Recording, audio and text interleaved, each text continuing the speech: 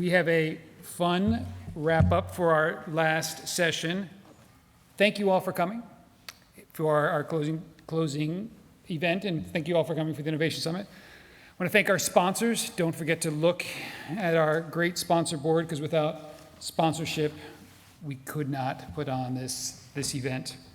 It's to wrap up, and then if you've been at the Innovation Summit before, you may know what's coming. We have a little bit of wrap up where we have a mix of people that know this event and have been with us, and then we have also some new perspectives. So I think everybody knows everybody on this chair, with maybe Heather Houston, who had no idea she was going to be up here, because we like to bring somebody from the audience that, I don't know, we thought she was engaged in the event, and so we want to also hear from her as well. And so we have a couple questions, and we also have some prompts for you, which we will give to you in a moment. But I just kind of want to do a quick super level, refresh our memories, because we want to hear from you about what resonated with you the last day and a half, and what are you carrying away, and what are some concerns that you may have, and some actions you may want to take. But from the very beginning, we heard the Chancellor talk about the critical role of critical thinking that doesn't go away with artificial intelligence. We learned the term ancestral indigenization, which I thought was a great reminder to us all. We heard Steve Brown made it clear that the future is coming very, very fast, and we should be ready for it. And then we learned that literacy in AI matters, as it matters also for us to understand the human, environmental, and societal impacts. We were able to celebrate an Alaskan innovation, gut clothing, which is just remarkable.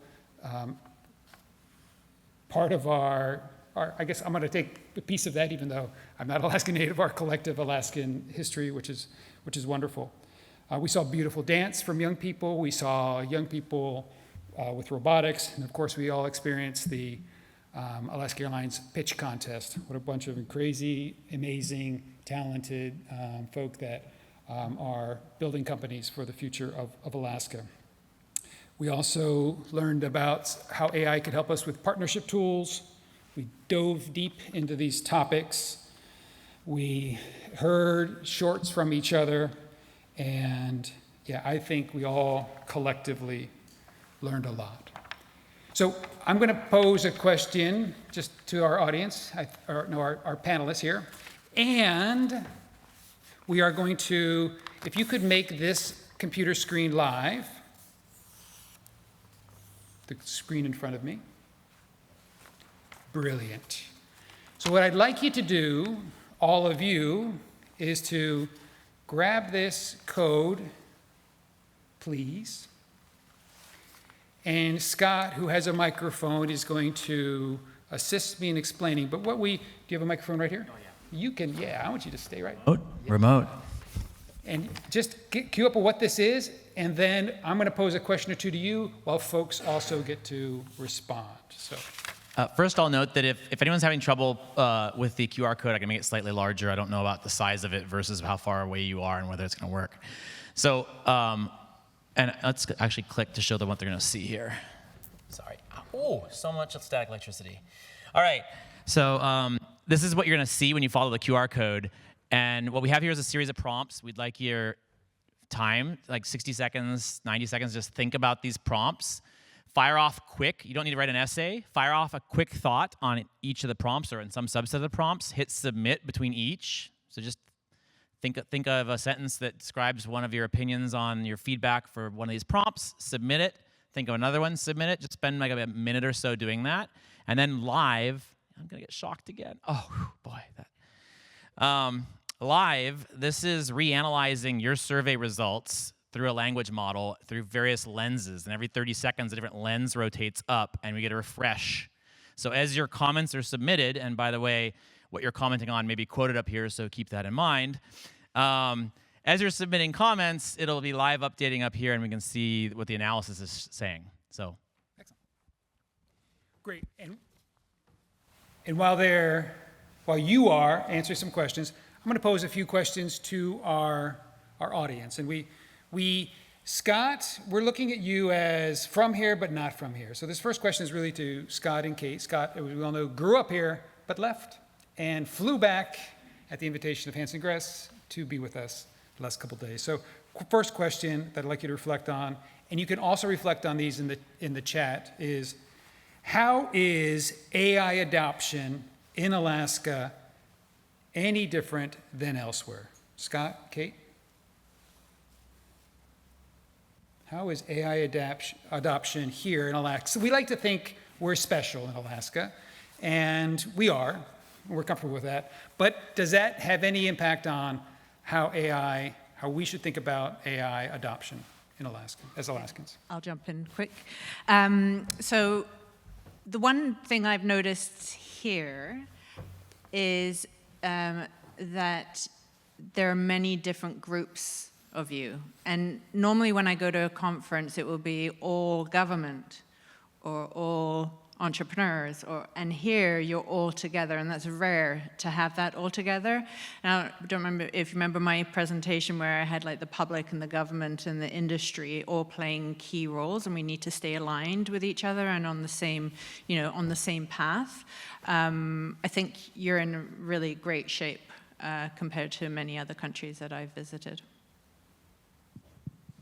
I guess my first thought would be that Juneau has very strong community and social ties, and that's likely to blunt perhaps some of the negatives, disinformation, or those sorts of approaches to AI, negative uses of AI.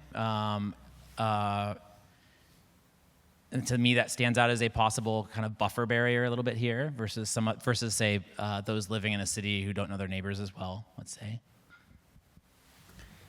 And another question I'd like to pose to any of you, if you'd like to respond, are just what are some of your key takeaways from a focused attention in the last day and a half on artificial intelligence? Heather?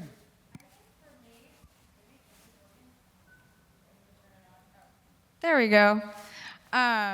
I'm terrified of public speaking, by the way. So the good news is this light is right in my eye, so I can't see any of you.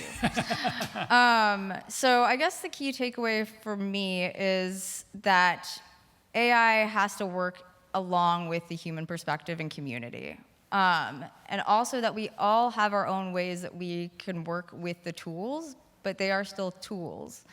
Alaska is unique in a lot of ways. We don't have the same geography. I work at the Silverbow Inn, so we use it a lot for like rate optimization and targeting audiences. But if I talk to somebody who's down in Florida who's going to be marketing for me, it's going to be a very different situation than when you talk to somebody who's right down the road and knows what Juneau's dynamic is. And so these tools are only so as good as you can use them for, but they also are things that as we move forward are going to be necessary. I can't be an expert in everything. So using these with the added idea that I need to be knowledgeable and aware and literate of it is going to allow our business to move forward. But the key takeaway as well is like just the conference in general is that it's very easy to live in outside of AI, it's very easy to live in a silo sometimes. You're working on operations, you're working within your organization. And this is a chance to expand your knowledge of things that I would never have thought of. Different ways AI can work for my organization and my business that somebody else thought of that is totally outside of my business. Doesn't work in it at all. Spitballed and was like, this might be a way you can use it. So this kind of conference and then just AI in general is only as good as so much that you make of it and put into it and are literate of it. And that also includes our literate and aware and take advantage of our communities as well.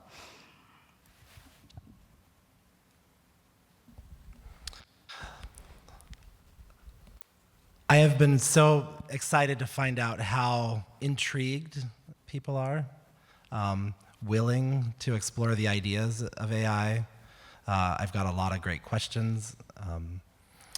But I think something that's a little bit unique about us in this room here in Juneau, and Alaskans in general, is that we're very aware of our ethical and environmental issues. And I heard a lot about that this weekend. And for me, that was a key takeaway, and it just is going to continue to help me want to get, just as a large conduit in the community, more and more information out there about the tooling and what's happening with it, and I can see making that information more available to our community here and relate it to our community.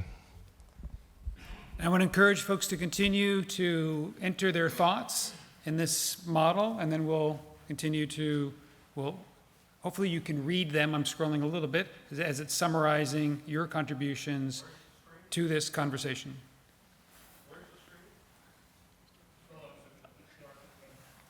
Oh, we want the QR code again? QR code, yeah. The QR code.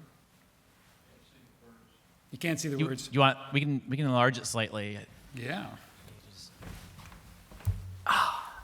Dang it. Key takeaway? So my key takeaway, and I posted on LinkedIn this morning, so I'm going to repeat it, and it's almost like since I landed.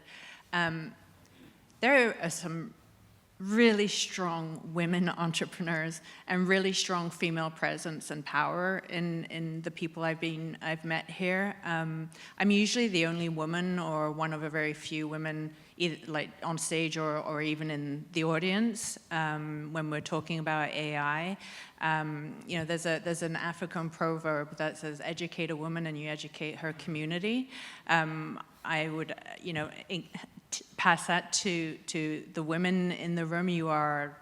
I'm really super impressed, and I felt very, I felt very at home, and I felt I belonged. Nothing to the men, but, we need to show that, we need to show our kids, and we need to show our communities that we can do this. We can do it safely, and we can do it with everyone included.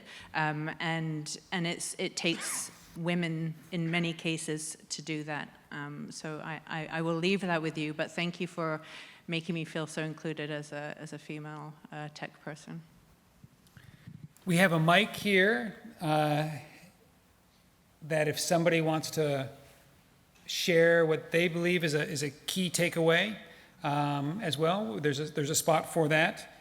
And one of the sort of last prompt I want to ask the audience and our panelists, and then I want anyone of the panelists to feel free to respond to what you're seeing. Maybe Scott can do a little interpretation.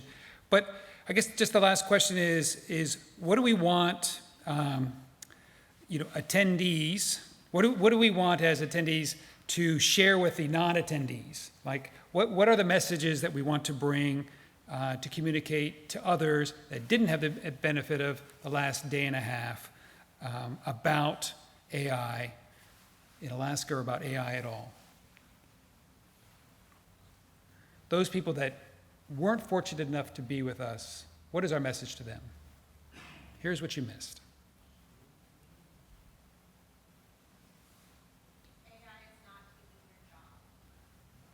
AI is not taking your job. Thank you. So far.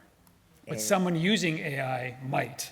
I think we heard that. There was some research out of the World Economic Forum a couple of weeks ago that showed that there will be jobs that are taken, there will be jobs that are created, but the most disruption will be those jobs that will change. And so it's really to navigate and surf that change as more than got jobs going and coming. Thank you. Answering two questions, my two key takeaways from this summit is that AI is coming whether we want it or not, and it's beneficial to learn as much as you can about it so that you're comfortable using it, because it's going to be around for a while. The second key takeaway is there are a lot of opportunities to learn about AI outside of this summit, within this community, within the university, and online. And I'm excited to take away what I've learned and the short, small exposure I've received here, and apply it in the rest of my life. And the second thing is that you asked about how we can share with those people who were not participant of this particular summit. And in a town of almost 35,000 people, we've had a rather small turnout in comparison, and that surprised me. I expected a lot more here. I will be sharing with other people my enthusiasm about AI, how I've learned how to use it as a tool for personal reasons, and how it's going to be here, and we might as well embrace it. It's just like the horse and buggy versus the plane and cars, only now it's laptops and computers, and now AI. Thank you. Thank you. Can I come back and answer your question that I didn't answer very well the first time through? I was preoccupied by whether this is working, and I think because it's never been tested other than 3 a.m. sessions last 2 days, but it's working. I like it pretty awesome actually. Anyway, so I was distracted. I have something to say about Juno's opportunity here, and one of the things I said during one of my flash sessions was that historically a lot of AI products were very narrow, and they required a certain market size to merit the expense of building those narrow AI products. And so, for instance, in small towns, maybe in Alaska, if your needs didn't form a large enough market, they're not going to produce a narrow AI product that helps you with your needs. But I believe with some of these far more general products now that we're seeing, the ability to generate your narrow needs using these general products is much more in your hands maybe than you realize, or is absolutely in your hands. Whether that's manually prompting your way into a solution that can save you time when repeatedly used, or implementing lightweight tools, which can be done much easier now than a year ago. I think the opportunity for a small town to generate the narrow AI tools that benefit its people is now substantial and was non-existent before these more generalized tools existed. I guess what I would share, and I agree, I would hope that every year we get more people. So I have a whole lot of people I can share this with who aren't here.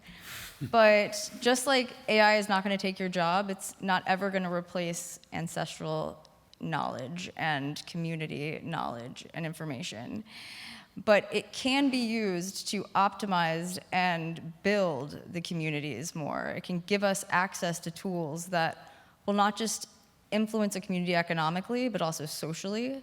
It's just how we use it responsibly, and that's up to the community to be able to make those decisions based on values.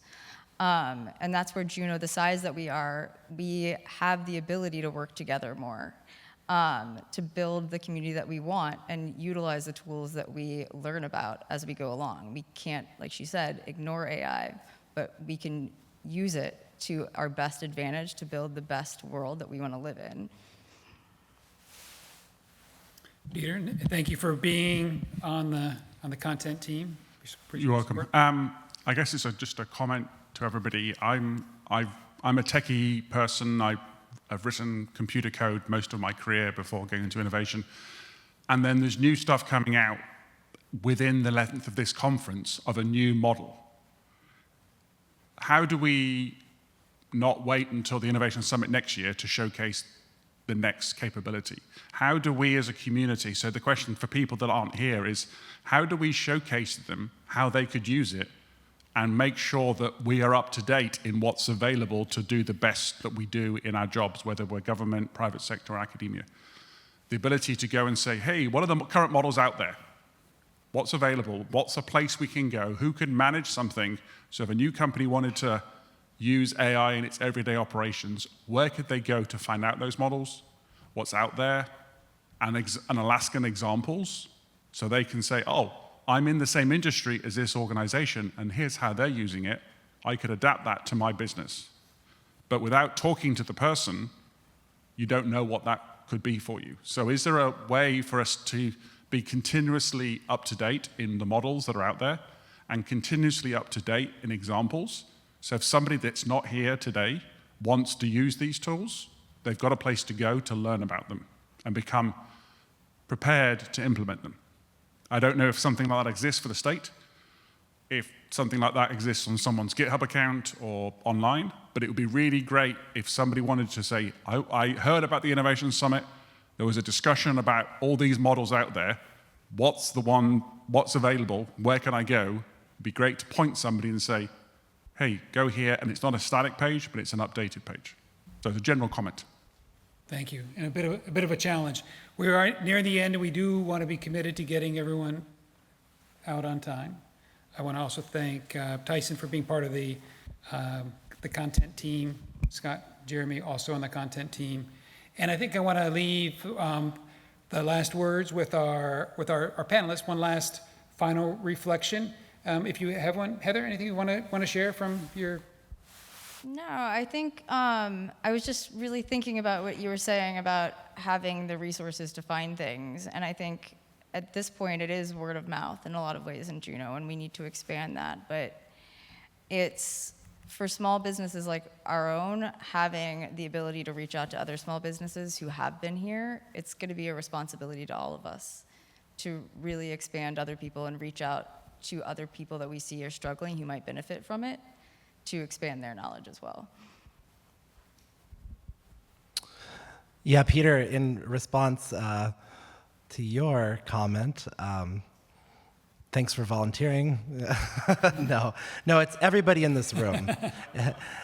Everybody in this room hopefully has learned and gained the tools during the conference to be ambassadors that encourage each other and those around us to use the latest models to evaluate iteratively how they impact you, how they impact your family, how they impact your community and your workplace. When I joined Canada has a pan-Canadian AI strategy, and I joined the one of the working groups. And the pan-Canadian AI strategy is run by a professor, and that professor is a professor in philosophy. And it was an awakening for me. This is back in 2017, where finally it's not just by computer scientists, because this is really impacting everybody.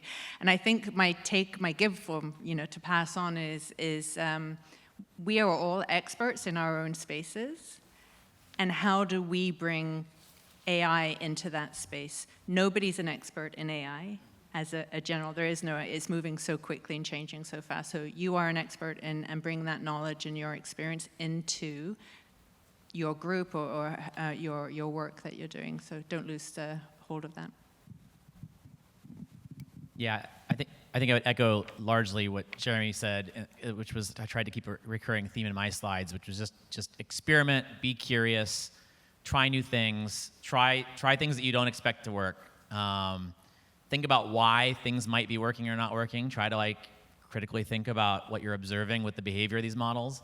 And I think just awareness of what's possible is the best strategy for dealing with what's coming down the pipe. And the only way aware, and it doesn't cost that much to be aware. A lot of these tools are not that expensive to subscribe to, and see what's coming.